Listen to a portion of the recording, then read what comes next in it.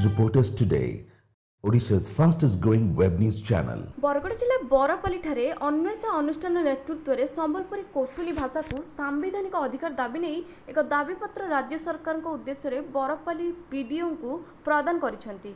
स्थानीय श्यामा म्यूजिकल भवन लोककवि पद्मश्री हलधर नागों नेतृत्व में जिला स्तरीय बहु कलाकार कवि एक शोभायात्रा रे जाई पीडीओ को दाबीपत्र प्रदान करथिले। ए दाबीपत्र संबलपुरी कौशली भाषा को सांविधानिक अधिकार स्कूल मानकरे पठन परिचालन करबा मुख्य उल्लेख रही।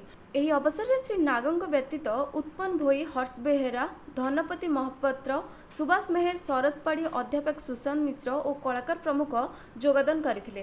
ଏହି ଅବସରରେ ମାସିକ ସାହିତ୍ୟ ପତ୍ରିକା ନୂଆ ସକାଳ ଅତିଥିମାନଙ୍କ ଦ୍ୱାରା ଉନ୍ମୋଚନ ହୋଇଥିଲା। ବରଗଡ଼ରୁ ଚିତ୍ତରଞ୍ଜନ ସାହୁଙ୍କ ରିପୋର୍ଟ, ରିପୋର୍ଟର୍ସ ଟୁଡେ।